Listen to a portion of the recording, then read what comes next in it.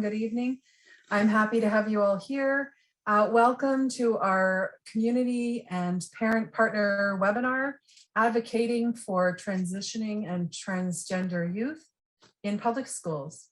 I'm going to read a land acknowledgement, and I hope that while I'm reading it, you can reflect on where you're participating from as well. The land that surrounds us is part of who we are. It reflects our histories. I am a settler and uninvited guest on this land. Reconciliation is a deeply personal journey, and I encourage you to learn more about the 94 calls to justice in the report of the Truth and Reconciliation Commission. The indignity, injustices, and discrimination that Indigenous people continue to endure weakens the fabric of our entire society. Colonization, assimilationist policies, and the scars inflicted by residential schools have damaged cultures and kinships and have resulted in distressing gaps in health outcomes and living conditions between Indigenous and non-Indigenous people.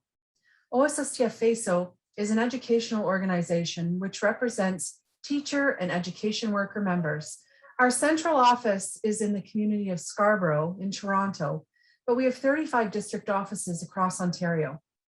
And as I said, please feel free to acknowledge the traditional land that you're participating from today and give thought to the generations of people who were stewards of that land before you settled there. In the 1950s, when Scarborough was being developed, a Wendat burial site was uncovered on the spot where Tabor Hill Park sits, and that's very close to our provincial office of OSSTF. The Wendat people, who the Europeans called the Huron, practiced a special burial ceremony. They dug out individual graves, cleaned each of the bones thoroughly, and had a celebration where they dug, and then they filled the trench with the mixed bones. The mound was created when the earth was laid on top to cover those bones. These mounds can be found in different areas across Toronto, and when you encounter one, it's important to remember that you are in the presence of a sacred space. Today, I'm speaking to you from Guelph, which is situated on treaty land that is steeped in rich Indigenous history and home to many First Nations, Inuit, Métis, and mixed ancestry people. Today, I recognize the Mississaugas of the Credit First Nation of the Anishinaabe people. The Dish with One Spoon is a treaty between the Anishinaabe, Mississaugas, Haudenosaunee that bound them to share the territory and protect the land. Subsequent Indigenous nations and people, Europeans, and all newcomers have been invited into this treaty in the spirit of peace, friendship, and respect on the traditional territory I'm speaking to you from today. It is my wish that we can carry of peace, friendship, and respect into this special gathering today. I thank generations of people who were stewards of this land for thousands of years before my family settled here. And thank you for listening. I also want to mention that I am going to introduce our president, Karen Littlewood, in a second, but I want you to know that you are able to talk to panelists through the chat, and you can ask questions at the end with the Q&A button, or with the Q&A button, and we'll be able to see your question and answer it. So now it's my pleasure to introduce our moderator, Karen Littlewood, who is the brand new trial by fire president of the Ontario Secondary School Teachers Federation. So Karen is a special education teacher originally from Barrie, and she was born in Barrie and received her Bachelor of Science in Languages at Laurentian University and completed her Bachelor of Education with Nipissing University. She started her career as an elementary teacher in York Region before moving back to Simcoe County in 2000. In 2007, Karen became a secondary teacher for the Simcoe County District School Board, where she taught life skills and special education. Karen became the president of both the district and the teacher bargaining unit for District 17 Simcoe, and held a number of other roles both locally and provincially, including vice chair of our provincial council, chair of our Communications and Political Action Committee, as well as other positions. In addition, she was a member of the Barrie and District Labour Council, and she was elected as an executive officer in 2017, and then as vice president in 2019. Karen is an advocate of clear and open communications within OSSTF, as well as within the public when it comes to education issues. And she's committed to working to enact and support equity and anti-oppression, as well as addressing systemic barriers within the Federation and our communities. She's a strong promoter of equity issues within OSSTF and beyond, and believes in the importance of building coalitions to effect positive change at all levels of education and within the labor movement. As only the 11th female president of OSSTF in its history, Karen recognizes the important role she's taking on and seeks to be a strong role model for women and for others in the organization who do not see themselves reflected in leadership. She's also a very strong advocate in her community as well, and we're very happy that she's agreed to help us moderate this wonderful panel discussion today. So Karen, I'm going to turn it over to you, and thank you everyone for being here. And I'm going to turn off my camera now to save some internet. So have a great meeting. Thanks for the introduction, Tracy. It's greatly appreciated. It really is my privilege, though, to be here and to moderate this. And when Tracy said, would you like to moderate? I said, absolutely, I really would. I am in Toronto right now. I am from Barrie, but I'm on the traditional lands of the Mississauga, the Credit, the Chippewa, and the Haudenosaunee, and the Wendat. And I'm actually in a building right in the distillery district. And when you go outside of my building, there's a mark in the pavement that says original shoreline of Lake Ontario. And I see that, and I give thanks for the water and the people who have appreciated the water before me.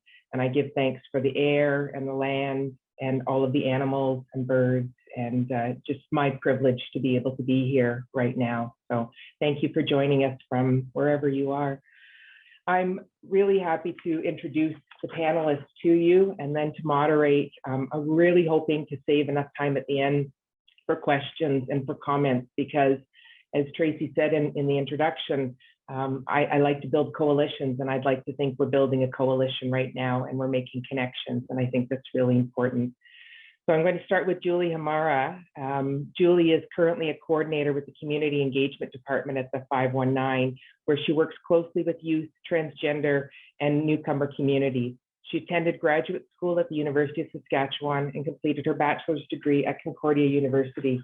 Julie also worked and volunteered with a number of LGBTQ organizations in Toronto, including Supporting Our Youth, LGBT Youth Line, and Pride Toronto.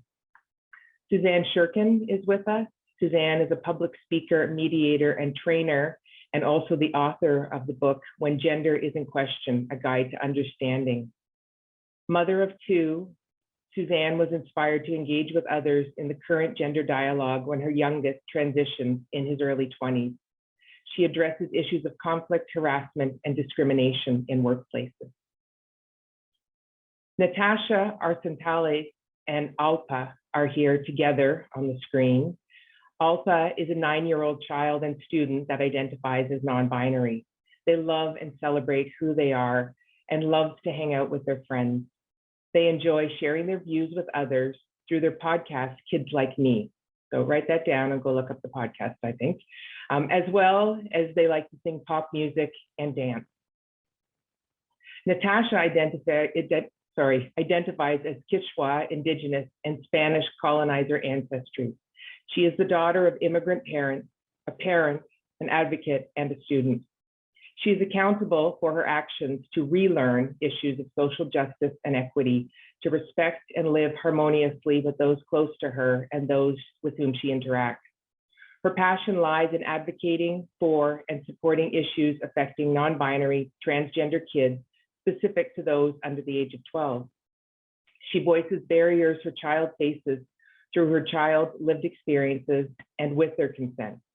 Currently, she runs an online Facebook community called Libre, L-I-B-R-E, for parents, caregivers from Latin and Caribbean diaspora who care for children under the gender spectrum: trans, non-binary, non-conforming, gender fluid, and gender exploring.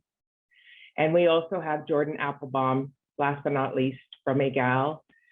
Jordan is a proud queer trans vice principal with the Toronto District School Board and was the keynote speaker for the Canadian Centre for Gender and Sexual Diversity at the Ontario Educators Conference at the Ontario Institute for Studies in Education, also known as OISE. University of Toronto. He delivers workshops with presenters on the road through Elementary Teachers Federation of Ontario on how to support transgender, non-binary, gender variant, two-spirit, LGBTQIA, and racialized students, staff, and community members. He is a visionary leader who believes in being proactive to create positive change within our diverse communities with inclusive teaching techniques, recognizing the importance of intersectionality and student voice. Jordan is proud to be working with EGAL to help support schools and businesses create braver spaces to support transgender and queer community members. So I feel, again, very privileged to be here with this group of panelists. And let's not waste any time, and we'll get right into the questions. And I think we'll start in the order that I introduced, and then we'll kind of move it around as well.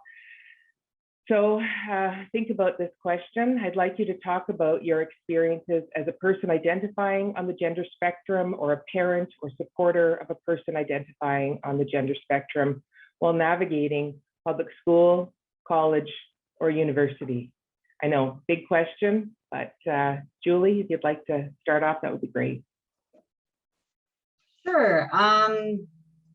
So I identify as a trans woman. I'm just about to turn 33, just to like give some context of like, you know, what, you know, generation and what time I would have been in school. I grew up in Toronto, actually, in the West End. And, you know, even though it was all, you know, it was maybe like, you know, 15, 25 years ago since I was in elementary school or public school, or even high school, I would have to say that there has like been a world of a change since I was in, you know, middle school or in public school. You know, like I grew up in the West End of Toronto. It wasn't like a particularly, you know, conservative area to begin with. But, you know, I remember like in grade 8, being under the impression that like being gay or gender deviant like would somehow get me, you know, kicked out of school. You know, I had all these misconceptions as to like, you know, my self-worth and, you know, questions of like self-esteem. And I really didn't feel like, you know, these kind of supports even existed. You know, I think I just kind of had a sense of being kind of, yeah, maybe like deviant or not a great person. So, you know, even going into university in Montreal, I still found that it was still a little bit hard at first to start coming out. Yeah, you know, I found that just even for the reason that like Toronto, a lot of, you know, peers also moved to Montreal at around the same time. So I, you know, still struggled with, you know, transitioning in a kind of safe space. And it really wasn't until I kind of came back to Toronto a few years, I guess 5 or 6 years ago, that I really started to like build and find trans community that I could really like connect with and felt like I was a part of. So yeah, like even though it wasn't that long ago, like, you know, I noticed during Pride Month now, even in small towns, there's pride flags are just like lining the streets, right? And I would have had a really hard time seeing that, like, you know, yeah, 15, 20 years ago. So I just feel like, yeah, the whole discourse has really changed, and I'm, you know, grateful for being able to be a part of it. And I kind of definitely wish that there was a bit more of this, you know, when I was in school. So yeah, maybe I'll leave it there for now, but yeah, happy to talk more about it later. Great, that's a good start, Julie. We're hoping for more positive times. Ways to go. Suzanne, you want to go next? Yes, absolutely. Thank you. It's really a pleasure to be here. So I'm going to speak on behalf of my son, who I included in my book and who was really the reason that I ended up writing this book. So he's 33 now. So, you know, Julie's age. And he began his transition maybe 12 years ago in university, actually. And I'll just tell you a couple of stories just to kind of put a point to Julie's beginning discussion about how much things have changed. So this was 2010, 2012. And I learned about his experience only afterwards, you know, 10 years afterwards, when I actually interviewed him for the book. And he told me that he was really struggling with his gender identity. I didn't know. This was before Caitlyn Jenner, this Orange is the New Black, any of the public discourse. So there was no outward discussion. He talked about how he met his first trans person when he was in university. And he didn't, and he says this, I didn't even know it was a thing that you could actually change your gender. And he said, if I knew then, if I knew at 5 years old that I could actually question and change my gender, I would have been so much happier and I wouldn't have struggled so much. And so he did struggle through those early years. And he talked about also, and I'll just say one more story because there's lots of other stories to hear. The biggest challenge he had when he began to move into transition was the use of bathrooms. That, he said, was actually the biggest issue that he had. He didn't feel comfortable any longer going into a female bathroom. He didn't really feel comfortable going into a male bathroom because he was still expressing as female. And so unless he could find a bathroom that was gender neutral, he couldn't go to a bathroom. And so he actually became very, I won't say he became agoraphobic, but he went outside. He went to places very intentionally, only knowing that there was a public bathroom that could actually accommodate a gender neutral visit. So I'll leave it there. That's those are two of his stories. Yeah, thanks, Suzanne. And as a parent, I know probably, you know, when you hear afterwards what your child was going through, it must be so hard to think, I wish I had known. You know, I wish we could have talked about it then. Yeah, absolutely. Yeah, so we'll go to Alpa and Natasha, and I guess you can decide who's going to go first, but I saw Natasha nodding along as you were speaking there too, Suzanne. Go ahead. Yeah. Okay. All right, I'll begin. Hello, everyone. I do have something written because I was afraid I would just kind of go off. So I do have something that I'm going to read off by. But yeah, so my Alpha's journey started at an early age in SKJK. And, you know, as I was learning also, or walking along Alpha's journey, I went to those who I thought would know my child best because they spent a long period of time. So I went to the teachers, I guess, to ask for some advice, to ask about their observation about Alpa, so I could also understand Alpa's development. And in doing so, you know, the primary grade, when I did confront the primary teachers, initially both teachers did say to me that all children explore.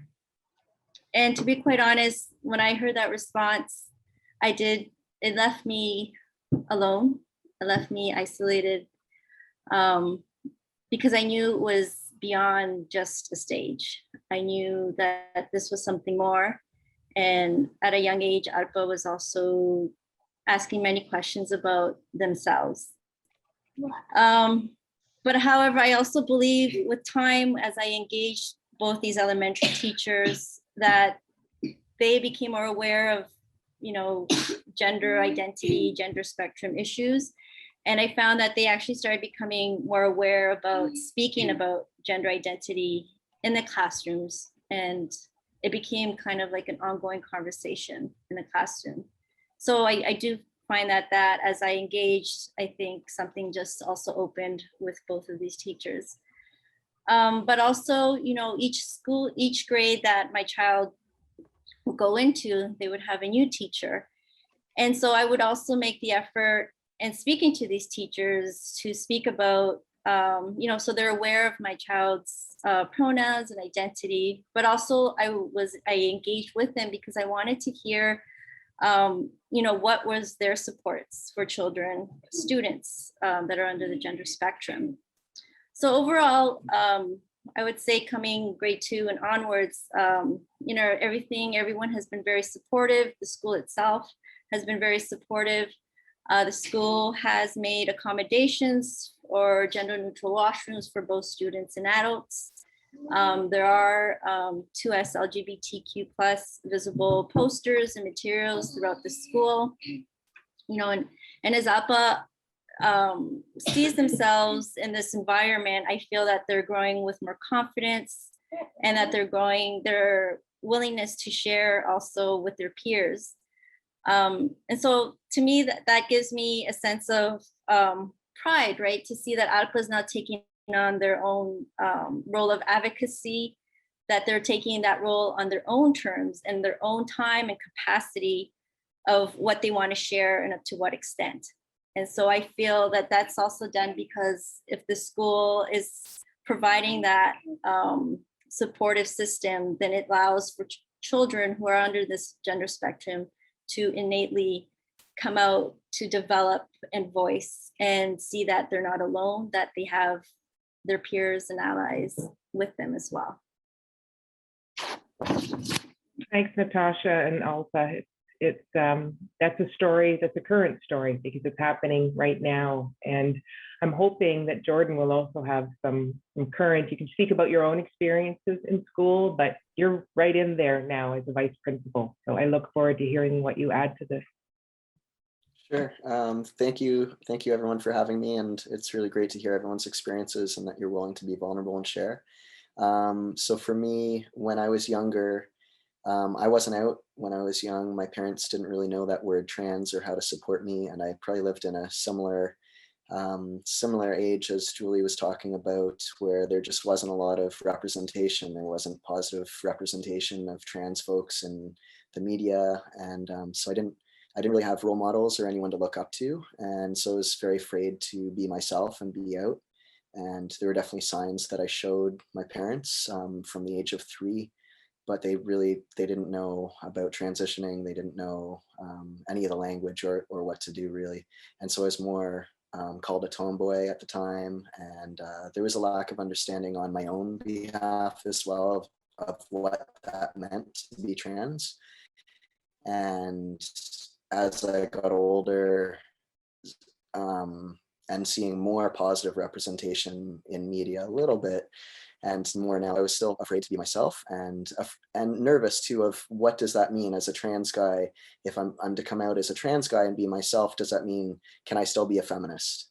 And like, obviously, yes, men, boys, trans guys can be feminists, but not knowing that at the time, and really understanding of coming into myself and realizing who I could be, and whether I'd lose my friends, my family, my job, and really like everything in my life. It was a lot of depression at that time, a lot of sadness and fear. And but then once coming into myself and realizing who I was, it was a release of all of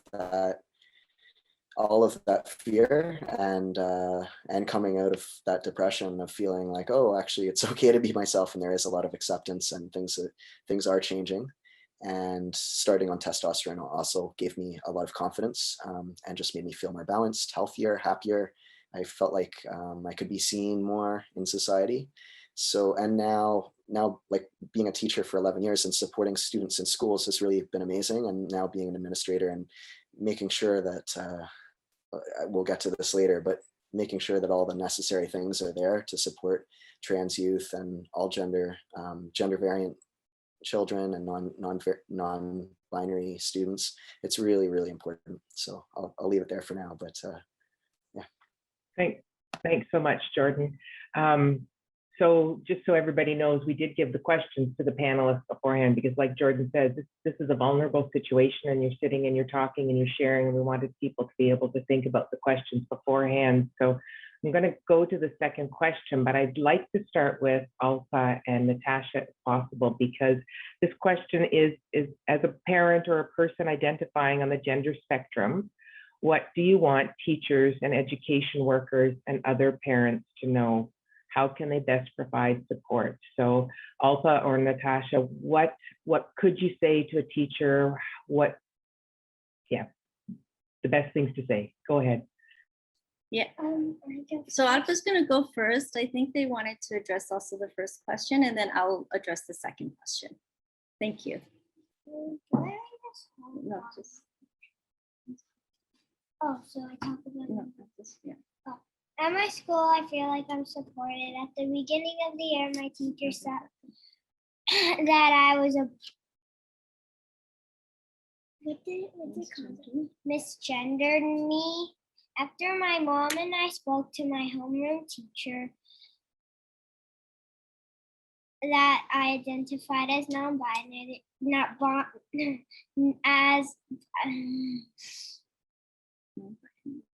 as non-binary, they started using my pronouns. But sometimes they would use the wrong pronoun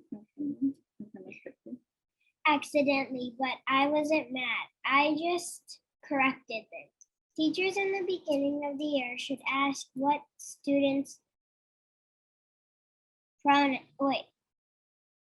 should ask the students what pronouns they'd like to go, because that student may not say anything and just go along with the wrong pronoun, and that can really hurt them. Now, can you go in the tablet? Okay. Okay, so I'll answer the second question. Okay, so what I would like to see from educators and community members to realize that kids under the gender spectrum, what also exists are racialized and marginalized students from these communities. There are multi-layers of identity, and the experiences are unique and should not be categorized under one label, under LGBTQ, but to look at the intersectionalities which require critical analysis to engage appropriately. It is also important to look at the broader scope of the student and how they identify, which can be impacted by culture and socioeconomic factors as well. What is also important to know is that children are coming into themselves at a younger age, and to be open for educators, administrators, community members to be open that students' paths to see and that individual, and not pathologize them based on their age or grade, but to take time to see that child. And especially if the parent is coming to you, educator, administrator, for some support. The best way to support these issues that I mentioned, which is intersectionality specific to racialized students and students in the primary years, is for educators and community members to take time to listen, to really see the individual and to learn. Thank you. Thanks so much, Natasha, and thanks to Alpha too. Those are important things to know, and I know we have a lot of people who work in education here, and I hope they're taking some notes on this too. Jordan, I'd like to hear from you next. Sure, thanks very much, Karen.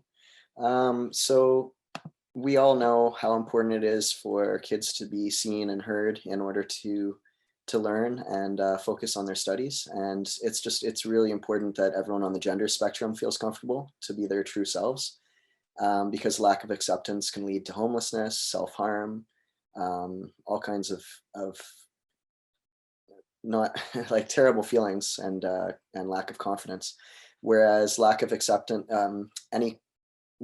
acceptance leads to confident people who are proud to be themselves, and they're more engaged. And you'll just see how much a school will transform when everyone can be themselves, and intersectionality, the importance of that as well, as she was saying, as Natasha was mentioning. It's really important to ask people how best you can support them, because I can speak for myself as a trans guy and what I need and what I want and who I want to be out to and how comfortable I feel.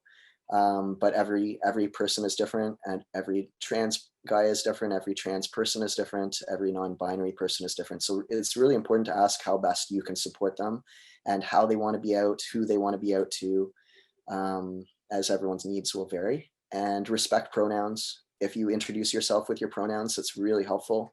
Add your pronouns on your email signature, on Zoom calls. If you notice, we have our pronouns here, both in French and English. You can do that on Zoom calls to create a more inclusive environment.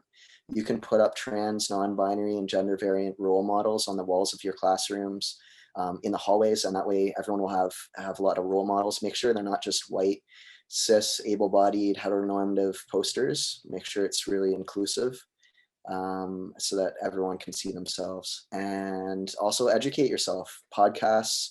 There's a great podcast by one of our presenters today, and so go check that one out. And there's also books that you can check out. Suzanne wrote a book, and there's other books that we'll mention later.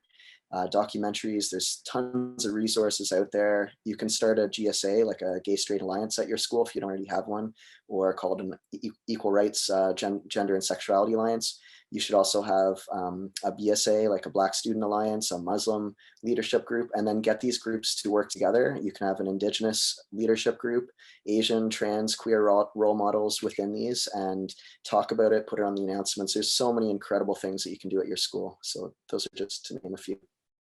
So Jordan, before you mute yourself, I want to ask a quick follow-up. Yeah. As a leader in a school, when you have a teacher who comes to you and says, oh no, I misgendered a student, what do I do? What do you tell them?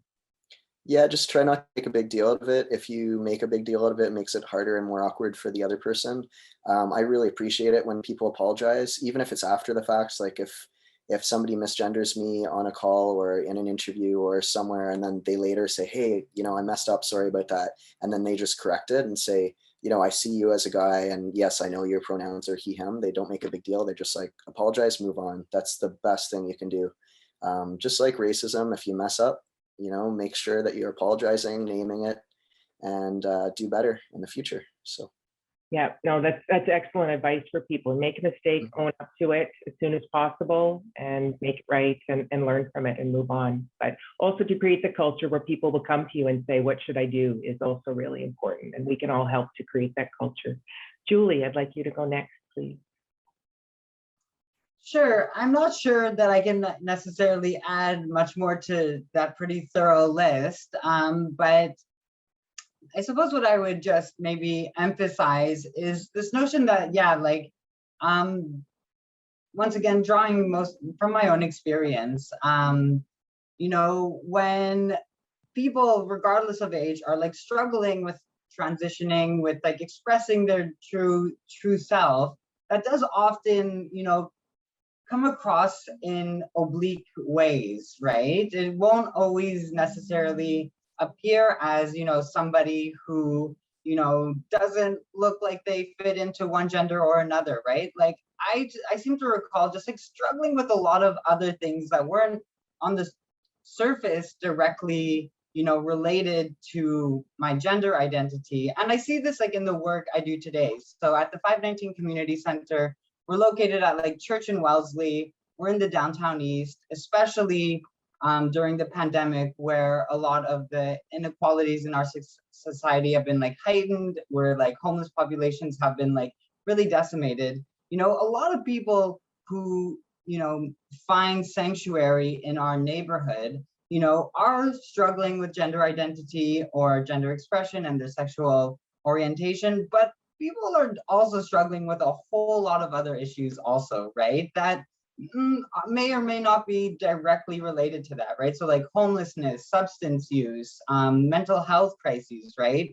A lot of these on the surface may not appear to be, directly related to transitioning, but are really kind of like at the core and, a fundamental part of who this person is and what success looks like. So, I recall, like in secondary school, like struggling with this internally quite a bit, but that didn't always kind of come across that way to a lot of people, right? I was struggling with a lot of shame. So like, I feel like I, in many ways, overcompensated in the other way. And yeah, consequently, like I did not do very well in secondary school, like academically, simply because, that's not really what my priority was at that time. But at the same time, I really wasn't in a space where I could feel like supported. So I was really, in retrospect, I was really kind of caught, I felt, between, different paths. So yeah, I think that's one thing I really want to get across, is that, like, success looks, different to different people. And, in a secondary school context, just kind of like surviving it is success for a lot of people. So yeah, I think I'll leave it at that. Yeah. Oh, sorry. Thanks, Julie. You're right. There's a lot that's been said already, but maybe Suzanne's got a little bit more to add as well. Yeah, thank you so much. I actually have a few things that I want to pass on. So I want to just mention that Natasha had said something really valuable when she spoke about not pathologizing. And so one of the points that I'd like to make is to help schools normalize, whether it's intersectionality or gender variance or gender question, help them normalize it. And that means more than just creating a safe space. It means a whole lot of other, I know that could be a discussion, and likely Jordan has a lot to say about that, but the whole idea of creating a normalized environment for diversity. And also to echo, another point is to echo what Jordan said, which is to ask about how Jordan's question was, how can I support you? And my question, coming from a mediator's background, is what do you need from us to feel supported? What do you need from us to feel supported? And so that's also a question to ask frequently. And another 2 points that I'd like to make also is to give kids conflict resolution strategies and skills, so that when they feel that they're being misgendered, or they feel that they're being intentionally disrespected or misgendered, how can they handle it? They can go home and they can talk to their parents, or they can just internalize it, or they can talk to their teacher. Yes. I do think that there's really a role and an opportunity for schools to develop strategies for kids to really develop these skills themselves. And on the final point, I would also say, also coming from my own profession, to really develop training programs for not only for parents, but for school administrators and teachers, so that they can be more tuned in when kids may be struggling in nonverbal ways. And they also can be trained into understanding what trans and gender diversity is really all about, from not only from an emotional level, from an expression level as well, all the different layers, so that they really understand it and can navigate these conversations from a place of knowledge and confidence. So important, Suzanne, to talk about skills like that.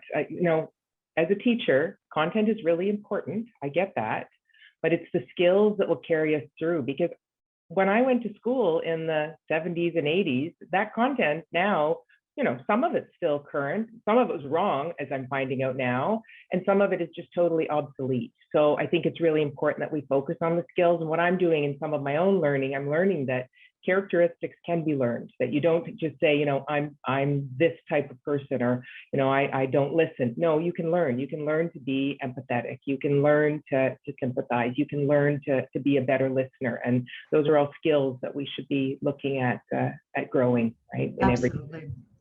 Yeah. So the question number 3 is long. And so if people want to answer part of it or all of it, we are totally open to that. I see some really good questions coming in from the audience as well. So the question number 3 talks about immediate or extended family or chosen family support. What does that look like? How do you know that you're being supported? What kind of conversations did you have within your family to support your child? Or did you have with parents to say, this is the type of support that I need? And then do you have advice or resources? I see a book on Suzanne Shelf that might be a resource as well. Advice or resources for all parents to educate and support their children who may have questions about friends or classmates who may identify differently on the gender spectrum. So a very big question. And I'm going to go to Jordan first this time. I should have warned you of that beforehand. I'm sorry, Jordan. Oh, it's fine. I don't mind being put on the spot, so that's all good. So in terms of support from family, one of the best things that my dad said to me when I came out to him was that he said he didn't understand because that's not his lived experience, but that he'd always support me. And that was probably the best thing he could have said to me, because I don't need him to understand from an experience and experiential part, but the only thing you ever want from a parent or from somebody who's family or from a friend is their support. And so if you can support people and just tell them that you support them no matter what, and that you accept them no matter what of who they are, then that's the best thing you can do. That's the best friend and best family member you can be. In terms of chosen family, I definitely needed chosen family when I was younger, because some family members, I experienced transphobia and homophobia within my family. So chosen family was really, really important for me. In terms of resources, I do have a resource that I was creating with ETFO last year, the Elementary Teachers Federation of Ontario. And it's a resource, it's a site that we built, which has resources for students, for families and parents, and for teachers as well. So I can either pass that on to you, Tracy, and you can put it in the chat, or I can put it in the chat, or Karen, I don't know how that works, but. Just pass it on to me and I'll grab it. Thank you. Okay, perfect. And then there's also a book that I know my mom really, she struggled a bit when I came out as trans, and this book really helped her. So it's called Transitions of the Heart, and I'll pass along that resource as well. Excellent. Thank you, Jordan, for sharing the resources and the information too. It's really helpful. I'd like to go to Julie next. Sorry for my little stutter there.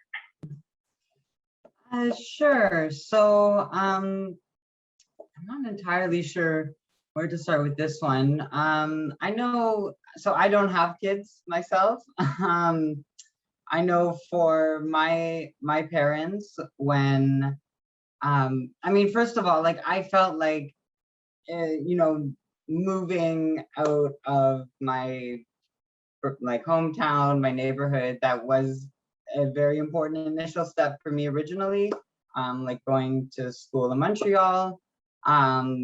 Like I did kind of feel like in order to start transitioning, like I did need that space, and it still took a while.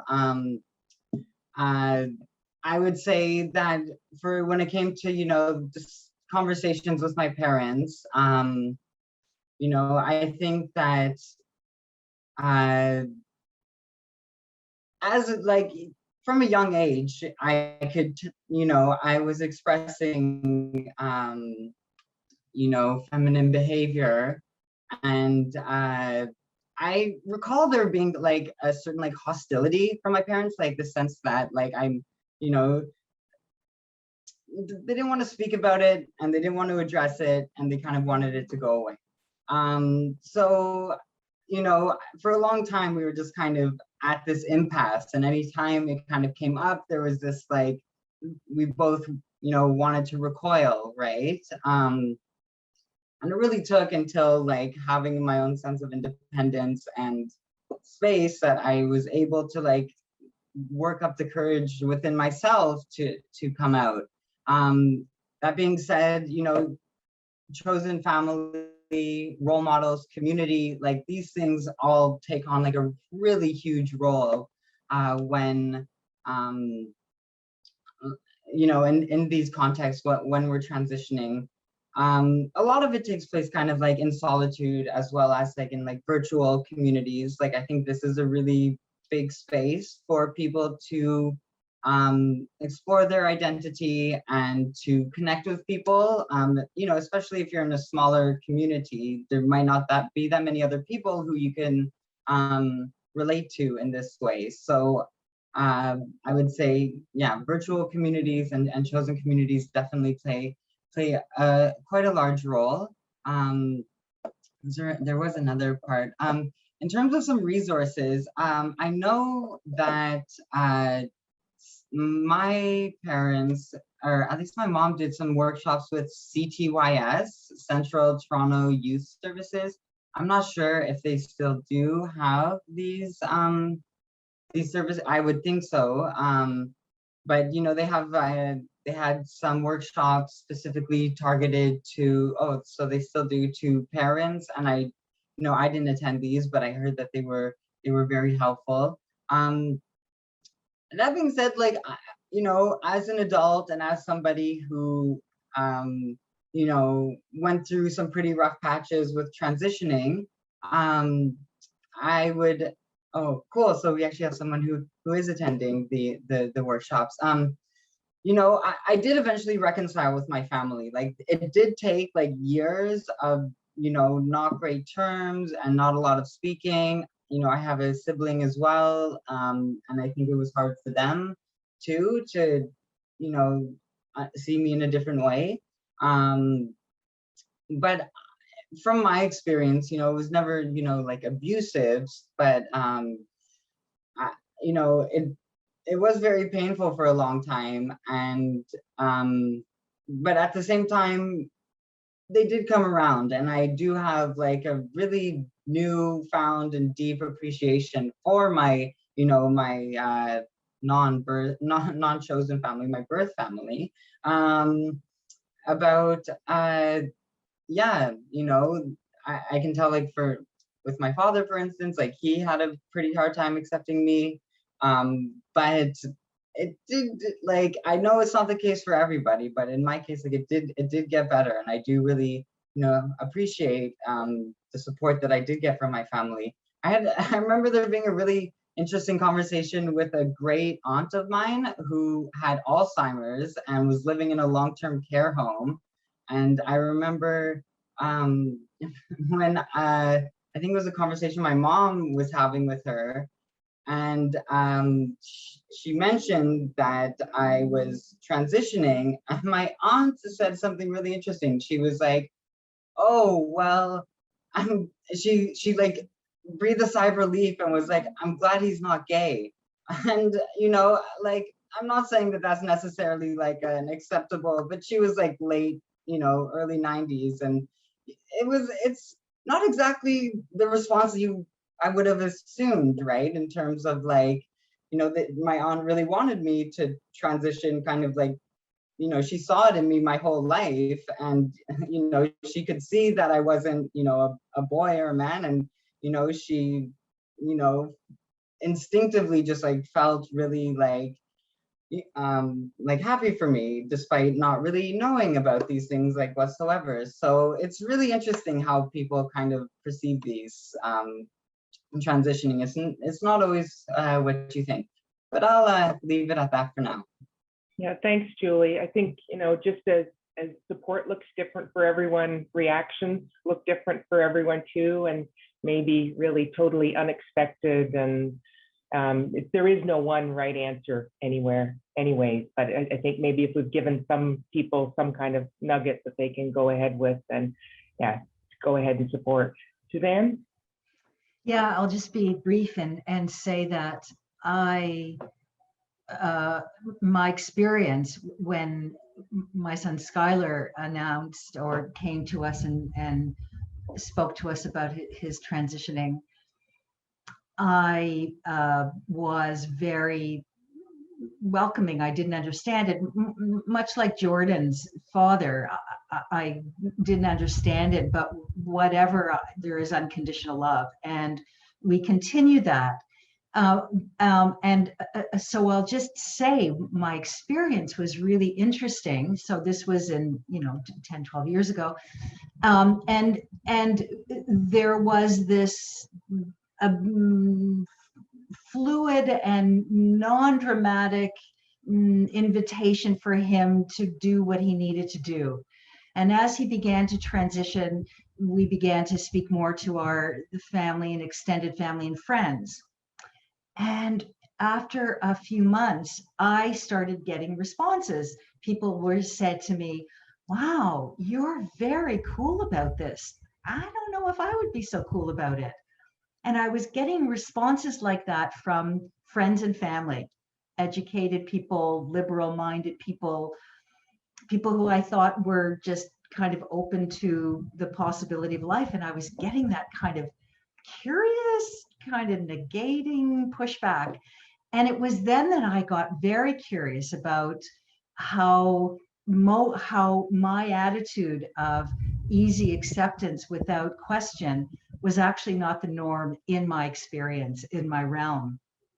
And that's when I began to actually do research, and I sent out a big survey actually to people, asking them questions about their interests. And I found that so many people who I thought would behave otherwise were not so positive or optimistic.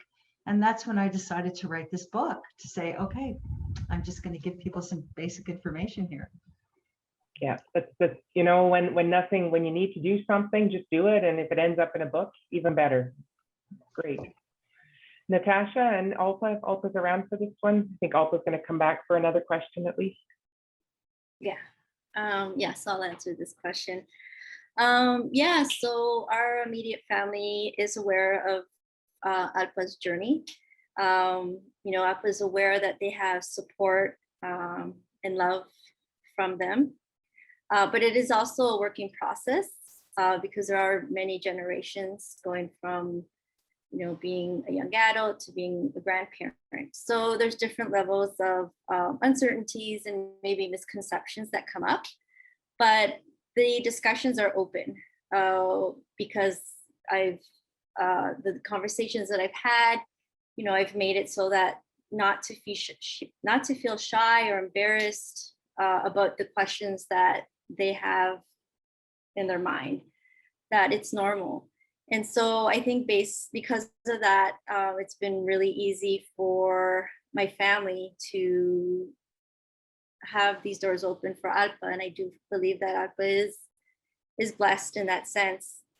And I also, you know, Alpa's young, right? Alpa's 9 years old. And I completely understand that this journey is going to evolve, and it might evolve many times throughout their life.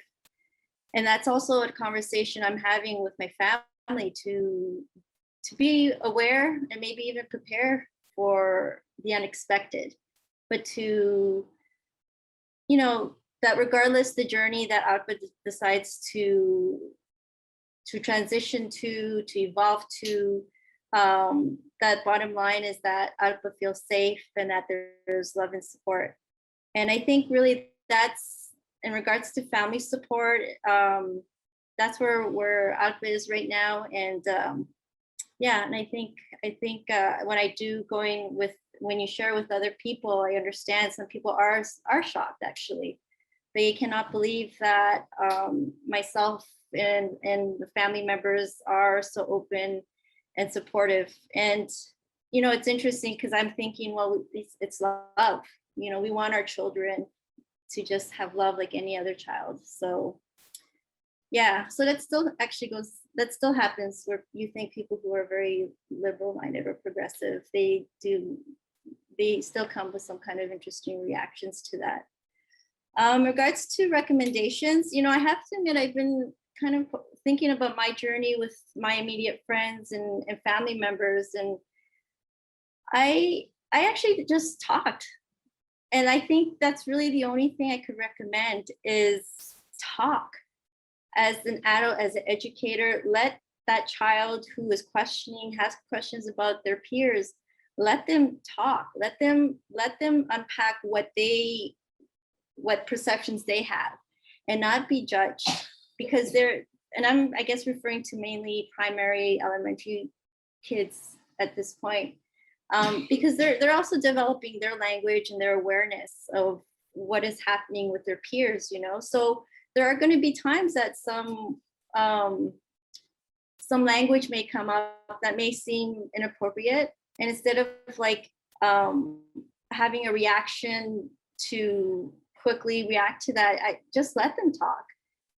And together with the child and educator or parent or caregiver to actually explore together ways and how to, and to learn about their peers' journey, and maybe even engage with other communities, the LGBTQ communities, and speak to somebody. And I really think talking and engaging with community is the best way for anyone to learn, because that's really the process I went through. I don't have a book, and I know when friends would ask questions, I didn't recommend a book. I just spoke to them.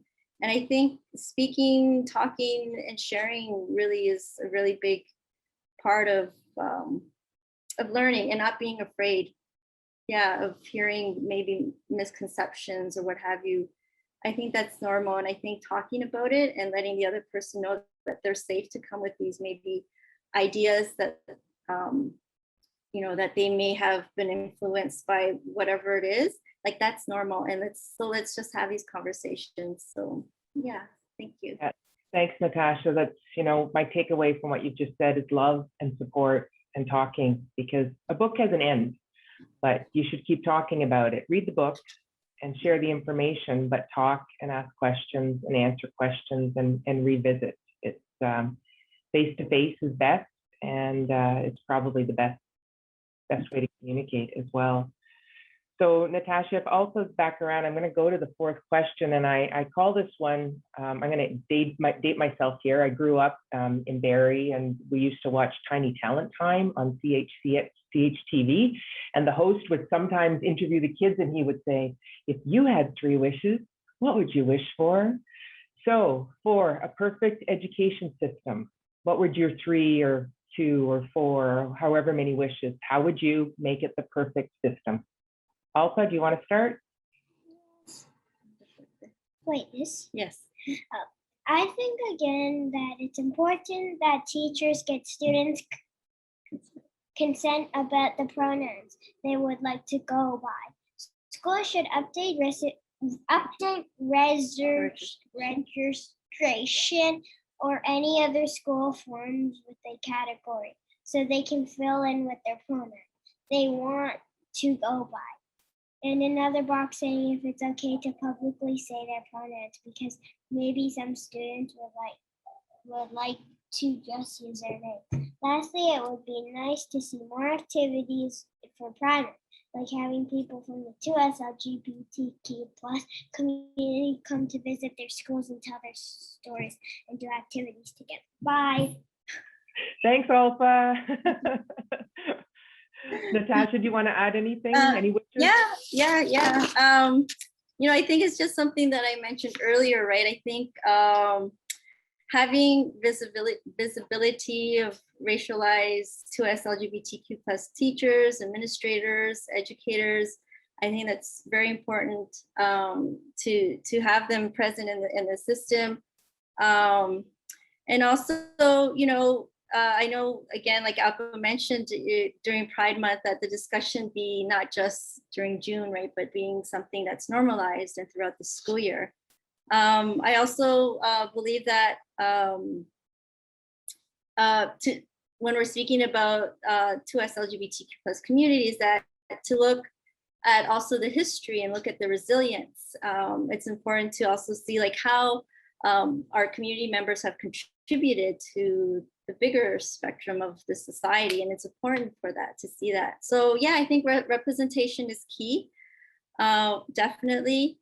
And yeah, it's essential for students to hear these lived experience, right? To see that they are not alone in the school system, that there is support there, and that I think it's just so I'm just going through my notes here. I'm just going to repeat. I think representation is something that sticks out to me, and I would like to see more of that. Thank you. Yeah, thanks so much. If you think of something after you find something else in your notes, Natasha, feel free to add to. Suzanne? I I don't have a lot to add because my kids are way past the school system, but on a philosophical level, I would just reiterate the couple of things that I had found important throughout this discussion, which is to find a way to create a safe culture. I mean, safe cultures are everything. And so safe cultures in school, that it comes from the top down, the bottom up, side to side. And how do you do that? Those are all the small and large things of ensuring that behavior is respectful and that it's modeled and that it's supported and that people are normalized and that people have the skills to protect themselves or to feel that they can address situations that come up that are uncomfortable or have an open door policy. So all of these things are aspects that you would find in workplaces that also need to be included in schools as well, that really speak to a culture that is at its systemic, supportive. Yeah, thanks, Suzanne. We, a number of years ago in OSSTF, we had door hangers that said this was a safe space, but we've since changed to stickers that you can put on your laptop or on your iPad, because a place in of itself can't necessarily be safe, but it's the person and the caring person there who makes it open and welcoming. And I think that's really important for people to be identifying and saying, you can talk to me. I will do my best to respond and be helpful. Next, we've got Jordan.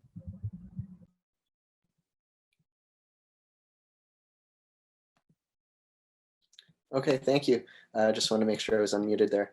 So yeah, definitely centering education on Black, Two-Spirit, Asian, racialized, queer, trans folks, making sure that it's not just able-bodied white people, making sure that kids feel comfortable to be themselves and are proud of disabilities and see them as a benefit and all the strengths that they have.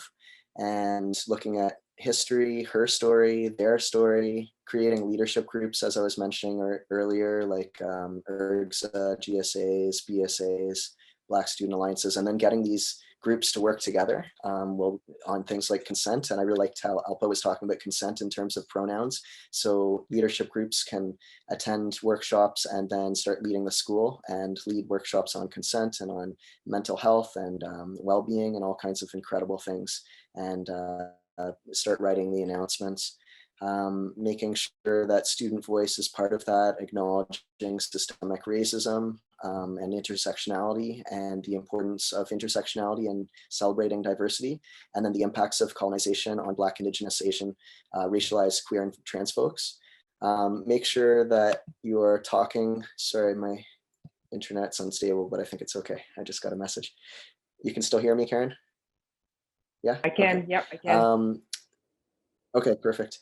Talking about trans issues and rights all year long. So not only during Trans Day of Remembrance or during Pride Month. And I also noticed in the chat, somebody was, I think Tracy acknowledged it, that you can talk to your superintendent if you want your Pride flag or a Progress flag flown all year. You can also talk to the administrators, and I would go there first, because if your administrators are supportive, they should have the flag up all year. I think that's a great idea to have it, and also have a Two-Spirit flag up if it's not at the front, then somewhere in the office or in the hallways. There's other flags that you can raise as well, the intersex flag. And I also noticed in the chat too, somebody was talking about addressing with grade 9 students when they're saying, oh, there's only 2 genders. Well, obviously there's more than 2 genders. Trans folks like me exist, but you can also bring up the fact that intersex people exist and they're born with both male and female parts.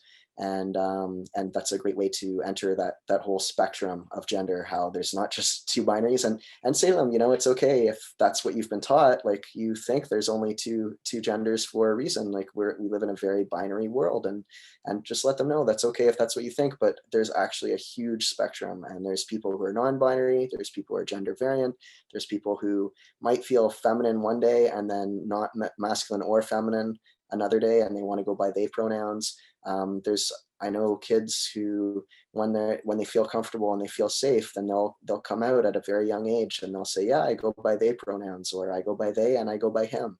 And it might change day to day, or it might be depending on how they feel, or they might say, yeah, you can call me either he or they. So it really depends on the kids, but I think just creating that inclusive environment for everyone is really important. Make sure you have all gender washrooms at your school. Really important for everybody, and don't wait for trans folks to ask for all gender washrooms. We wouldn't wait for students to ask for an IEP if they have a disability or specific needs. So why would we wait for trans folks to ask for an all gender washroom? They might not feel comfortable, and whereas if they walk in the building, they see the all gender washroom there, they're going to feel comfortable to be out and feel more comfortable that this is a safe place for them.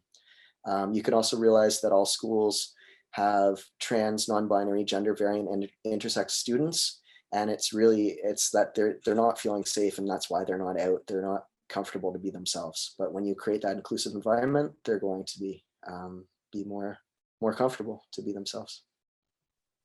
Jordan, I can't thank you enough for the very specific, detailed list. It's really, really helpful. And I see a little bit of chatter going on in the chat about access afterwards to this video, and I believe it will be posted on our OSSTF YouTube. We did another webinar earlier this year, and there'll be another one in August. But I'm thinking if I was sitting here right now and I was a teacher or an education worker, I'd be getting the link as soon as it's up, and I'd be sending it to the administration team at my school and saying, can you please watch this and let's talk about it afterwards. Not just watch this, but let's talk about it afterwards and see where we're going to go with all of these suggestions from all of these panelists.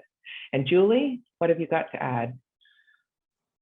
Yeah, well, I once again fully endorse the suggestions that have come before me. Like, I think those are all excellent initiatives, like in terms of like resources and the kind of like culture change. I guess maybe just like going back to my previous point and maybe ending on a unsatisfying philosophical note, I would just kind of say that, I don't think there's like one wish that could be asked that would necessarily solve everything. I don't think that there's like one perfect system that will necessarily solve everything. And I think that is kind of part of what I think we should be moving towards is, recognizing that systems, that's kind of what got us into this mess in the first place, is believing that there's this like one universal system that works for everybody and that everybody can fit into. And what we're just learning time and again is that like people don't fit into kind of, black and white, male or female kind of categories. And that really, once you take this kind of notion to its furthest, we just realize that we're all existing along a spectrum, right? And kind of every regard. And, we're all exceptions to the rule at some point, right? And that's why, like, I kind of want to go back to, like, when I think about secondary school and, a lot of the pressures that are put onto youth at this time with regards to, what it means to be successful. And, like, I don't think, surviving kind of gets enough credit, right? And just, like, creating systems that will validate people where they're at, even if it doesn't fall in a nice, like, neat metric, the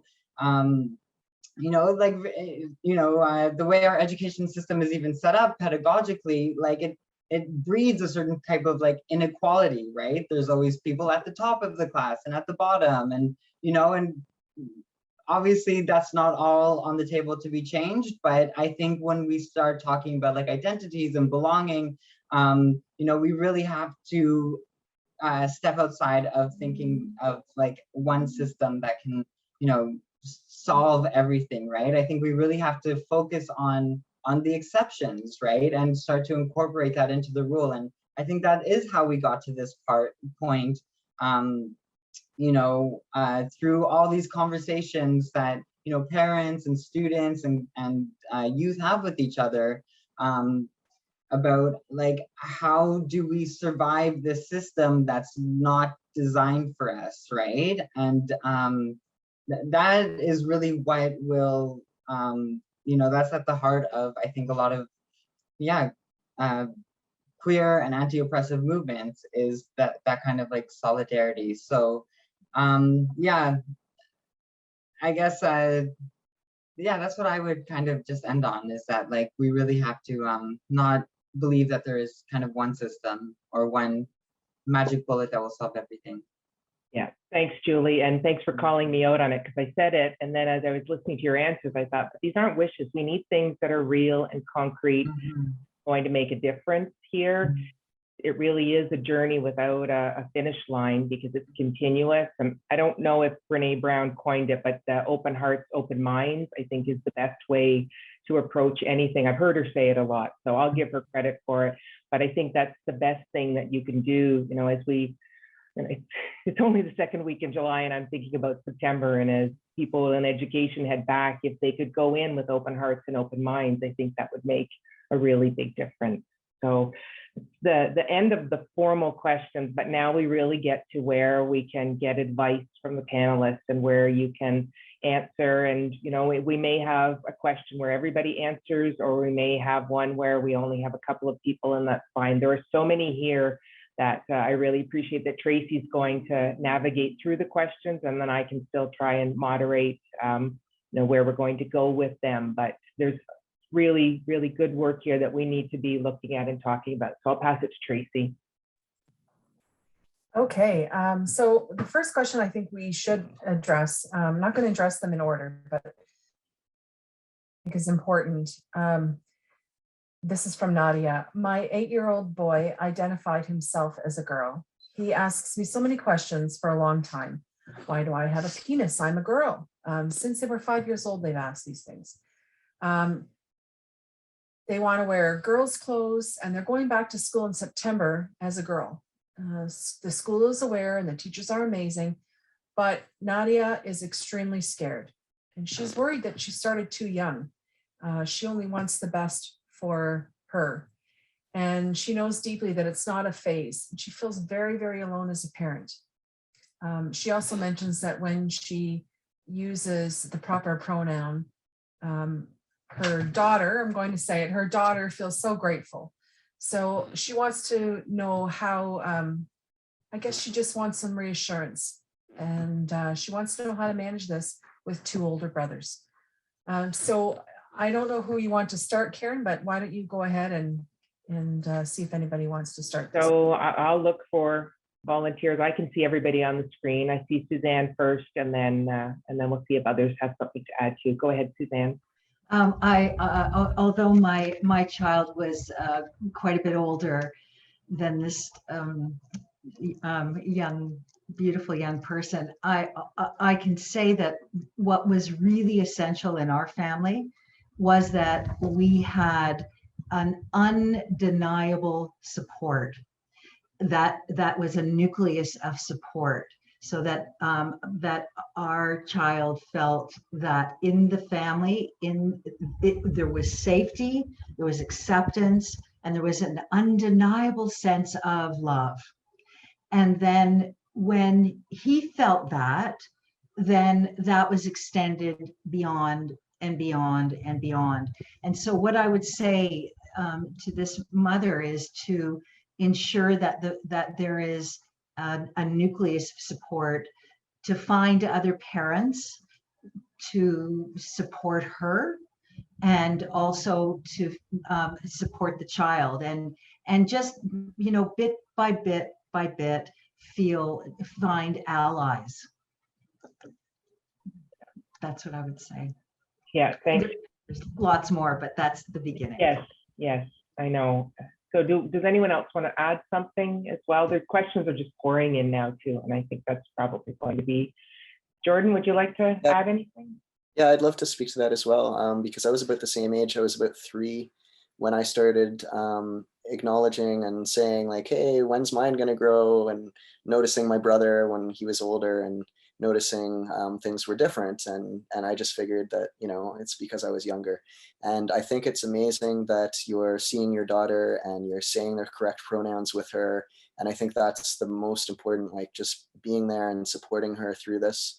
is really important, and the fact that it's set up at school as well, that's amazing. So it's really great that at such a young age she's able to be herself and she can be supported, and I'm sure if you're nervous, you can talk to other people and make sure that you feel supported as well as a parent, and like check out all those resources that were shared, because there's so much out there and you're not alone. There's lots of people who are trans, there's lots of mothers of trans parents, and yeah, I think it's incredible that you're there to support your daughter. So thank you for coming and thank you for asking questions. Yeah, thanks for the response, Jordan. And thanks for mentioning the resources too. I think we can save the chat afterwards and can probably add it as a comment onto when it ends up on the OSSTF YouTube, so that if you're listening to this somewhere down the road, you'll be able to go through and find all of the resources that we've added here. I don't see anyone else signaling. So Tracy, would you give us another question, please? So perfect. So I just wanted to mention to Nadia that I put the PFLAG Canada in the chat. You can find your local chapter. It's a nonprofit of support for parents there. This is another great question. Ryan works as a special education teacher and works with a variety of students with learning differences. So how do you speak to a reluctant parent about their child's transition when parents have a pushback on understanding gender identity and other identities regarding the learning involved? Okay, so a reluctant parent. Any thoughts from anyone? I can jump in there first, and then people can Go ahead, formulate other thoughts. Yeah. We actually had that circumstance happen at our school, and there was a parent who was nervous about even hearing about any trans issues when their child, either of their children, were in the room, and wanted to remove them from health curriculum. And so I just had a one-on-one conversation with them about the importance of allowing their children to hear about differences and hear about all the incredible people who are out there, and in order to celebrate diversity and create safer spaces for our school. And I think there's a lot of fear of judgment and there's shame because of colonization and 153 years of colonization, the way our system is set up, that I think parents get very nervous that they're going to be blamed or shamed, or and I think once they realize that there's such a huge community of support out there and that it's okay to be trans, then it's easier for them to accept their children and realize that, you know, like, it's not my parents' fault that my brother is straight. It's not their fault that he's a cisgender guy. It's also, it has nothing to do with who, you know, he is the way he is and I am the way I am. I'm a trans guy. I'm very proud to be out. And there's lots of people who are proud and to be themselves, but it's more a societal issue, just like systemic racism. And so we need to change that. And I think through conversations and also through the fact that it's a human right. We all have the right to self-identify, and knowing that when we don't accept children for who they are, we're going to lose them. They're going to be depressed. They end up homeless. They end up running away from parents. They end up not talking to you. They end up just shutting down. And that's not what you want. If you want a home that's very supportive and you want to be able to talk to your child, the best thing is to educate yourself. And so that's why all these resources are in there. PFLAG, as was mentioned, is an incredible resource, really helped my dad through some stuff. And it's really great to talk to other parents who are going through the same thing as you are, with any kind of fear or questions you have. So yeah, great resource out there. Okay, yeah. Suzanne, do you want to add something? Yeah, I do. So coming at, when I hear that question, my mediator background jumps in, and what I feel is that when there is a parent who is fearful or negative, when they're negative in some way, it's because they're fearful. And often they're fearful because they don't have the information, or they have misinformation, or they haven't taken the time to just identify and channel all the other negativity that may be swirling around their family and their immediate surroundings. And so what I have found and what I have done in my own life is to address it at, you know, as Jordan said, you know, one conversation have a conversation. I would really work with that parent and find out, just get really curious, not judgmental, and invite them to start getting curious, not judgmental, and invite them into a conversation to find out what's really going on. I mean, is there a religious component, or is there just a generalized angst about it? And the more you really spend time with someone to find out what their own barriers are, the more you can incrementally break them down, in my view. Thanks, Suzanne. I'm not sure if Natasha or Julie want to add anything to that one, or we'll go to the next question. Okay, Tracy. Okay, our 14-year-old child recently came out as trans in the last couple of weeks. I've read and listened to a lot of LGBTQA+ podcasts and materials to educate myself so that we can support him as much as possible. She was assigned male at birth, also lives with autism, and I'm very worried about the additional vulnerability that her new path may present. She wants to start transitioning right away, but we worry that she's not prepared for the discrimination she may face. Any thoughts or advice to us? That's certainly a challenge with both of those exceptions.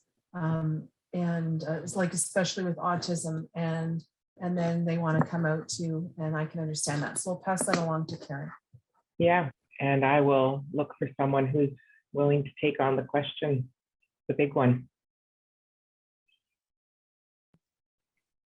Can I jump in there? Sure, yeah, go ahead, Jordan. Sure, and then anyone else who wants to add.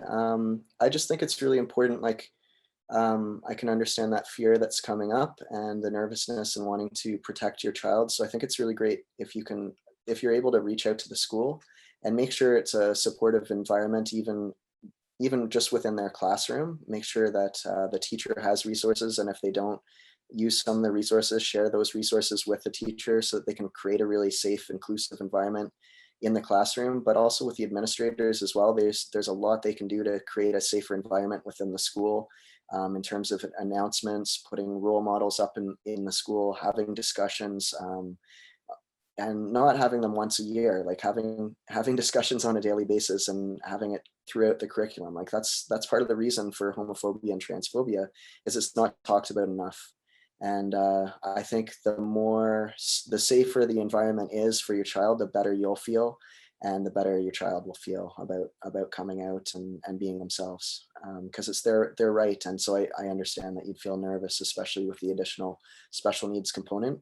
But just, they go hand in hand, right? You want them to feel comfortable and proud of their autism and proud to be trans as well. And if that is how they identify, I'm sorry, I wasn't sure if it was trans or non-binary, the term that was being used, but however they want to identify, they should feel comfortable to be able to do that. Yeah, thanks, Jordan, for the perspective. I'm not sure if anyone else has anything to add. These questions are hard. Like, I will acknowledge that. But Yeah. Again, as Julie said earlier, and I'll go to you right now, Julie, there is no one answer, right?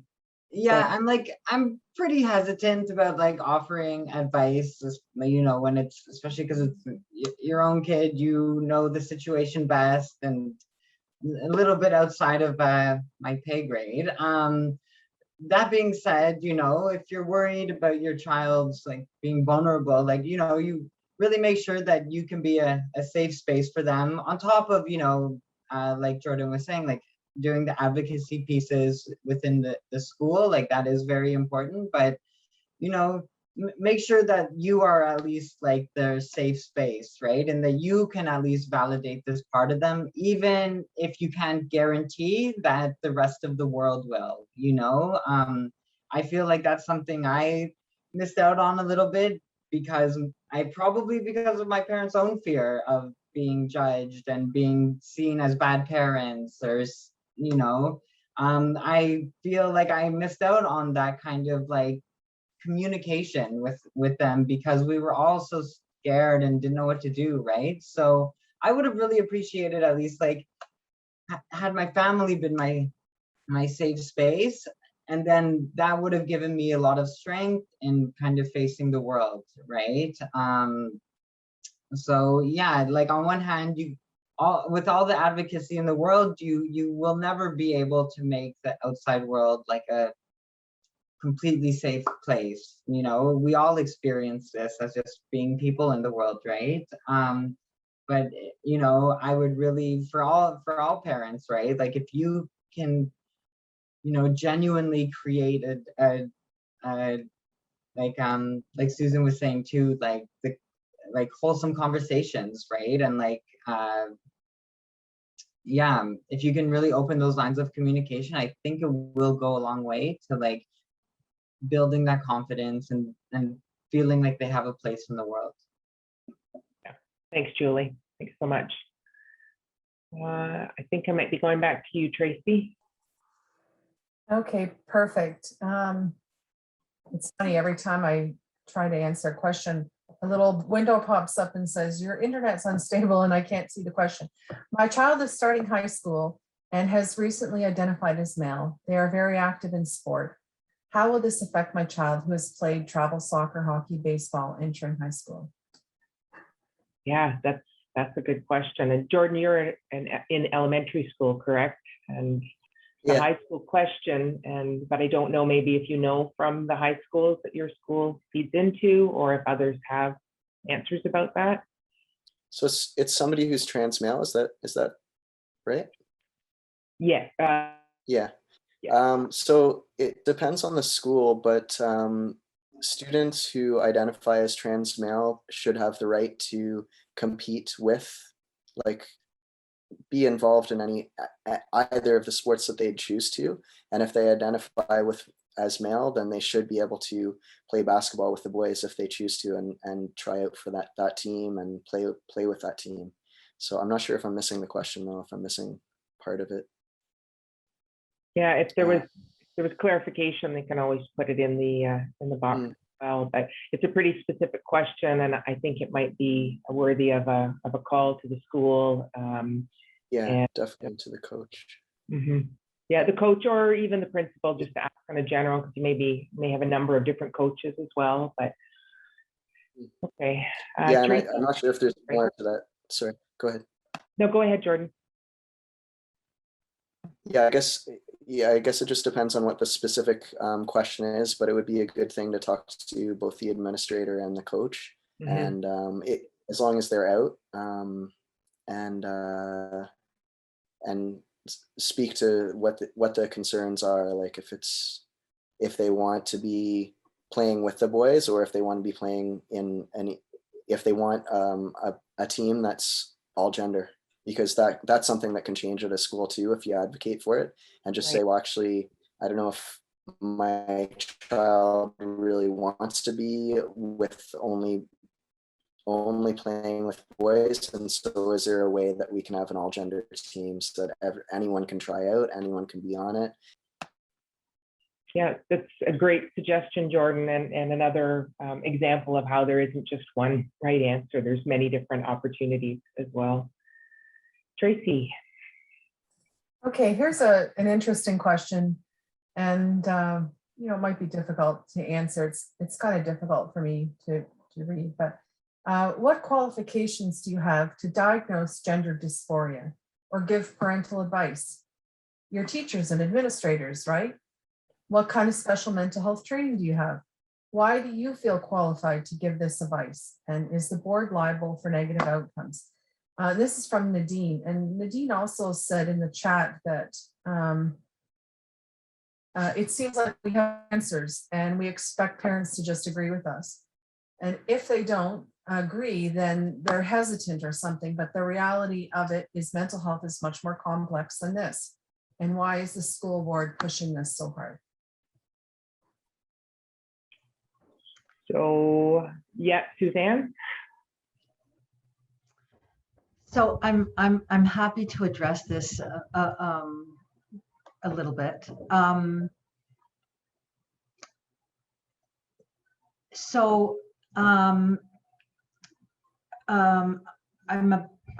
a bit curious about putting this into a category of mental health or mental wellness. This is what we're talking about is identity, with authentic identity with each individual and with our children being connected to themselves. And so in helping every individual, helping every child identify with themselves, whether it's in academic realm or artistic realm or sexual orientation realm or gender identity realm, whatever is their need to identify for their authentic being, our job as a parent is to help them find their own way. And the job of all school teachers and administrators is to help support that agenda as well, for each individual to feel safe, to be who they feel authentically are. So I recognize that Nadine may be feeling that this is an agenda that we're quote pushing, but I feel that this discussion is so beautifully positioned, because it's allowing us to talk openly about what used to be only spoken about with disparaging negative comments in cloakrooms. And now it's being open and people can talk about it and question it. Nobody's purporting to be a mental health counselor. Nobody's diagnosing anybody with gender dysphoria. Probably most of the people listening have never even heard the term gender dysphoria.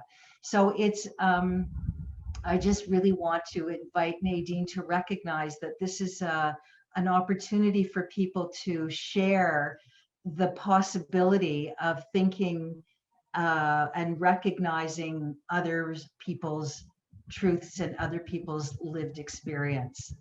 And I just really want to say one thing, that in the last time I spoke, I ended my comment too quickly. I said I talked about the importance of having a discussion with other parents so that they can be open to possibility, not that we can change them or change their opinion. The idea is to invite people and help them to open their thinking. This is not about right or wrong. It's not right to be cisgender. It's not wrong to be trans. It's not right. Nothing is right or wrong. This is just the spectrum of possibility of being. And this conversation and these conversations and the invitation that schools are now moving into to broaden their thinking is about moving into greater possibilities of safety and openness. Thank you, Suzanne. I think I saw Julie's hands before too. I forgot about the raise hand feature on Zoom. It's like I'm new here. Yeah, I did want to comment, and then I started scrolling and I saw that this is part of a pretty long thread. I just want to reaffirm that yes, like we are not specialists. Gender dysphoria is actually like a medical term that is used by physicians, by mental health experts to make a diagnosis for the purpose of maybe accessing hormones or these kind of steps towards transitioning. I'm not actually sure that there is anything called a gender specialist. Like these are people who actually have other qualifications, like a psychiatrist or a psychotherapist or a physician. Like, these are the individuals who are actually making that judgment, right? I do think it's a little bit beyond the scope of this panel to be giving, this kind of advice to specific individuals with regards to like your kids. I feel a little bit uncomfortable with that.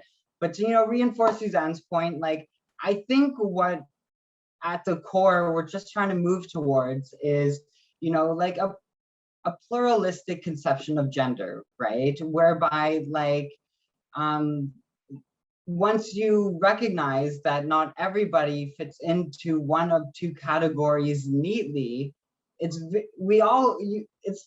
very easy to realize that we all exist along this spectrum. right? And that what we're really trying to do is normalize what we would otherwise consider to be like exceptions or like abnormalities.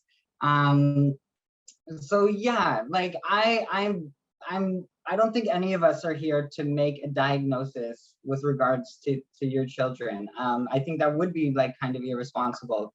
I think what we are advocating for is like creating these like safe spaces so that like people aren't victim of violence and abuse and harassment and discrimination, right? And this is part of a much bigger project of anti-oppression, of creating spaces like you know, diverse spaces and, you know, gender balanced spaces and these kind of things. Like this really is part of that larger project of creating a less discriminatory kind of world and a less oppressive world. So yeah, you know, part of me kind of gets the pushback a little bit. But yeah, that's really, at least speaking for myself, like that's not why we do these kind of engagements, is to be like, yes, like everybody's kid should be trans. So yeah, I hope, Nadine, if you're still there, that quells some anxiety maybe. I think back to both you, Julie, and Jordan at the beginning, saying, you know, elementary, high school, post-secondary maybe weren't so great. And I think maybe we may have a generation of kids who may say, it wasn't easy, but it wasn't horrible. I think that's probably what we can hope for, and maybe even better, and be more optimistic as well. Tracy, do we have another question from the audience? We actually don't. I've looked in the chat too to see if we missed anything, and I think we're well in hand. Yeah. Maybe you want to do some closing discussion. Yeah, I would for sure. I think this has been a lot for people to hear and to take in. But again, like I always like to think there might be someone who's listening now, or maybe someone who's going to find it later on through the great, I call them Dr. Google. Dr. Google can be male, female, non-binary, but I find that Dr. Google has different answers. And if we all showed up one day and we provided some support for someone, I think we would have earned our non-pay tonight. I'd like to go to the panelists though and see if you have some other words or final advice, or even just thoughts or something maybe for the audience to think about going forward. So that was a really big, wide, open-ended, but if somebody wants to go first, I would love that. Or I will just call on you like I used to in school. Suzanne. I'm happy to go first. And I actually just want to carry on a little bit of the sentiment that was presented by Nadine about questioning what all this is about and why we're speaking so much about this. And because if there weren't people, many people, I don't know what the stat is, but many people who were not so open to this and not so comfortable with it, we wouldn't be having these discussions, right? We wouldn't be saying, what do we need to do in schools to make a gender questioning or transitioning young person feel welcome, because it would just all be fluid. The fact of the matter is, there are lots of people who don't feel comfortable with this. And I think that the more we can be skillful in our communication and in our understanding of the topic and of people's responses and hesitations to this, and the more we can navigate that so that we can help people embrace this into a normalcy, the more we can do that, and the more we can share those skills and strategies, I think the more normalized all this will be. And then in 5 years or maybe 10 years, we won't be having these discussions, Right. Because we're no longer having these discussions, at least I don't think, about sexual orientation and if it's okay to, you know, be heterosexual or homosexual. Like, we're not having those discussions as we did in the 70s. And so maybe in 10 years, we won't be having these discussions now about gender identity, but now we are. And so now it's our job, those of us who are taking this on publicly, to broaden the specter of knowledge and comfort. Yes, yes, yes. Thank you, Suzanne. Absolutely. Can I just jump in? There was a question that I think we can tie into the end too. And just came in, and I want to make sure we catch it. Sonia has a child that is born female and identifies as non-binary. At home, they go by their female name, and at school by a male name. And Sonia feels confused when she says, I can call her at, when she asks her child says that the parent can call her Abigail. Do you have any advice? So maybe you could kind of tie that in. Yeah, so maybe I'll go to another member of the panel, but that Suzanne, if you've got something to add to that as well. So who's going to go next on final thoughts? Okay, Natasha, go ahead. Yeah, no, I appreciate that question because, you know, when I was thinking about family, when I was answering that question, you know, part of that process too is the pronouns that have continued with identifying with their birth sex gender. And I've asked this question to my child. I've asked Agba, like, how do you feel if family members, maybe not so much immediate, or even like, okay, like immediate if it happens, how do you feel if they call you by this pronoun? And you know, it's interesting perspective, and I also am learning this from Alpa, and Alpa feels that basically their response is those who are close to me, those who have seen me as a baby and has seen me growing up through this journey, to them, they understand that the family member may pronounce their other pronoun. They have no objection to that. They just know that that's the family and that's what happens. And they also know that they're also going through a learning journey as they are also going through their gender identity journey. So I do ask actually frequently to Alpa too, because it does happen, and that's generally, like, Alpa's actually quite comfortable. And I'm not, and I know every child's different and every circumstance is different. I'm just relating to what Alpa's experience, because I also had that same question, like, oh, like, you know, with certain people, it's a certain pronoun, and with, you know, maybe immediate family or kind of family friends in the outer circles, also they may use another pronoun that they're not going by. And they're okay with that. And I don't know if there's more to that. I just know at the present time, app was fine, and they realize that that it will happen with immediate circles, and that with time, you know, things will change with that outside immediate family. I'm just giving you one. Sorry. Yeah, so I think for me, I'm just letting it be, and I'm just kind of going with what Alpa's saying. I am having conversations with them, and I think that's also paramount to have these conversations. And if they're fine, just like, you know, Alpa being fine, I think I'm just accepting that, and just having an open dialogue with Alpa.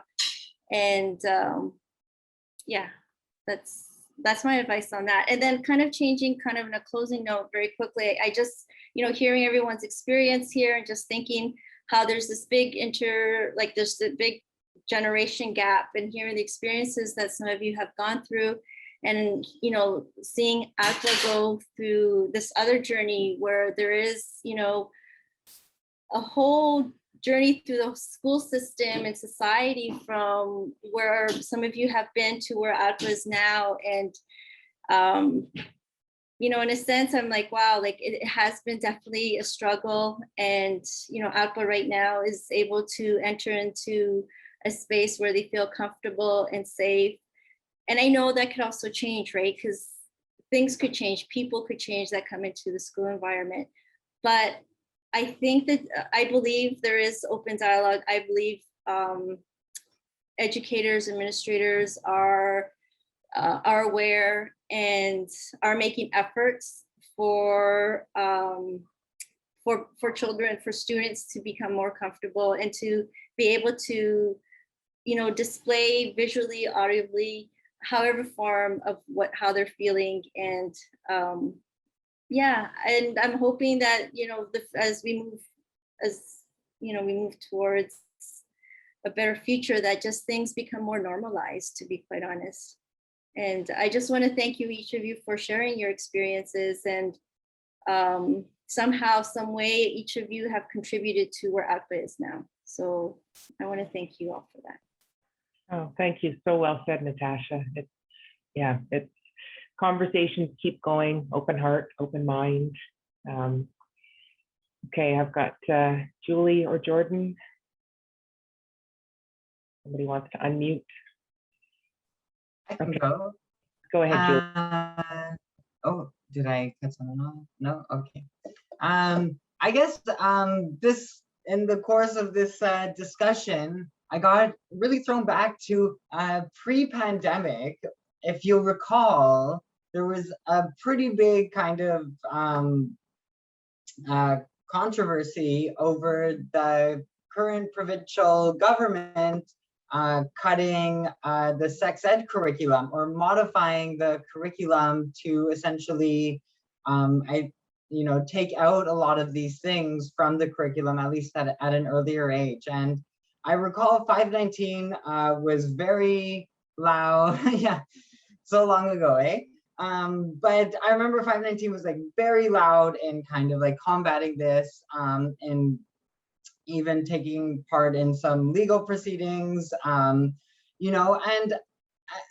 since then, from different people, I have kind of been, when I do hear about people pushing back against this, at least when it's not politicians, when it's kind of like, regular people who object to, a sex ed curriculum, I really just want to go back to reminding people that, like, once again, this is all about like the safety of our young people, right? And even you don't even have to think about it in terms of like gender identity and sexual orientation. Like, just think about it even in terms of bullying, right? And the reason why we are, advocating for this to be taught at an earlier age is so that we can get to the root of the problem sooner, and we don't have to, let people grow up in a world where they think it's okay to, harass people who don't fit a certain gender identity or don't look a certain way. Like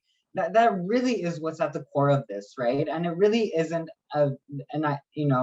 trying to change the whole world and to create this like new type of person, but like it really is more about just like creating safe spaces, right? And I didn't have the language for that when I was young. So now that I am in a position to understand how, not having that education is so detrimental, like that is really what, ruins lives, is like when you live for years thinking that, you're a bad person, you're don't belong, like that's where the damage is done. It's not done by, telling people to respect other people's, dignity and rights. Like that never hurt anybody, right? And that really is kind of what we're going for, I think, is, just creating this culture of not just like anti-homophobia and transphobia, but like creating a culture where like of anti-oppression and free of discrimination, harassment, and all these things. So yeah, I'm not sure that there are too many people who are pushing back against the sex ed curriculum, anymore, but maybe if you do encounter this, maybe these are some pieces of 2 cents that you can consider. Yeah, no, thank you. Thanks so much, Julie. Okay, Jordan. Yeah, sure. Julie, I think that's really amazing that you brought that up, the whole sex curriculum piece of it, because it's so important that this is taught from a very young age. And the saddest thing that I ever heard was actually, there was not the saddest thing, but one of the saddest things that I've heard. I did a workshop on how to support trans youth, trans kids in schools. And there was a teacher who emailed me later. I gave out my email so they could contact me if they needed anything or had questions. And they emailed me saying that there was a kindergarten kid at their school who didn't want to come to school anymore because they had a trans parent, and the curriculum wasn't supporting this trans, didn't talk about anything about LGBTQ or anything about trans rights, anything about trans language, or everything was binary. And so all they're learning from up until kindergarten was about inclusivity and about like just loving their trans dad. And then they got to school, and for the first year of their life, they're like, oh, this is what it's like out there. And they didn't want to go to school anymore. So imagine a kid who's 4 or 5 years old and wants to drop out of school because they don't see that their family exists in school. And it's funny because I've heard a lot of parents, not a lot of parents, but I've heard parents at different schools who will say they don't want to take part in the sex ed curriculum, or they do have pushback against it. And when I tell them that story, then they start to see things in a different way. And they understand that the importance of it and what we're striving for, because yeah, it's as you said, Leslie, it's really sad when a kid who's in kindergarten doesn't want to be in school. And that's the reason, is they don't feel like they belong. They don't feel like there's a place for their family there. And we're talking about, there's kids who are trans, there's kids who are non-binary, who are gender variant, there's kids with trans parents. There's kids who, this is their lives, this is their, and we need to make sure that they feel accepted, not in grade 7 when they haven't learned about it for 6 or 7 years, and then there's all of a sudden learning about trans people as if we don't exist. No, they need to learn about it from day one, from the day they enter school, and that needs to be supported all from kindergarten all the way up until graduation, grade 12. And I think this anti-oppressive lens that Julie was talking about, it's really important. Like, intersectionality is a huge piece. Having role models and all the things that we talked about today, that's why we're pushing it, because it's our responsibility as teachers, as administrators, as leaders, to make sure that our kids and our communities are safe. And that's the importance of this. So I think it's really amazing that everyone's here to share their stories and feel vulnerable. And like, we don't have all the answers. We don't, we can only share our own experiences. We're not experts. We've just, like, speaking for myself, I'm not an expert. I've lived this life, and I know that it was hard for me not being out as trans. And I think if we can create safer spaces in schools for kids, then that would be amazing, so that kids can feel comfortable to be themselves, and our community members can too. So that's what we're striving for. But as was mentioned earlier as well, your kids best, and reach out. There's lots of supports out there, lots of resources shared, and we're just telling you our own experiences and trying to help and support. So thank you everyone for coming, and thanks to everyone who shared. Yeah, it's got to be our goal, right? To make sure that kids are safe and that they feel welcomed and honored and respected. And as a union, people will say, well, you're just keeping your members safe. Well, no, actually, we're trying to improve workplaces so that everybody is safe, and so that we can ensure safety for everybody. And my mind goes off in different directions, but as we were sitting here talking, and especially when Julie was talking at the end, listening and taking action, I was reminded of this commercial. It's a video, a Heineken ad, but it's about 5 minutes long, and I'm going to put the link in here. And before you log off, everybody just click on it. And it's called Worlds Apart, and it actually does exactly what we're talking about. You just see things differently, and I think that's what we have to do, is we have to see things again, open heart, open mind, see things differently, and approach things from a really open perspective, and be willing to change your mind about something. Be willing, and that takes vulnerability to say, you know what, I used to think this, but I don't anymore. And it might be because of a conversation that you had or someone that you met or an impact somewhere. And I think that's really what's important to do. So I can't thank the panelists enough for all that they've done and shared. And I know that you will probably be continuing on your advocacy, and I look forward to our paths crossing again at some point in time. We've had some questions about more of these types of events. We do have another coming up in August, but I think Tracy and I are still working on, or Tracy's working on the topic still, but stay tuned. We may have your email address, so you may hear from us. And I just thank you all for being here and for sticking around as well to the end. This was really, really a strong conversation, and thank you for all being a part of it. Have a good night, everybody. Thank you.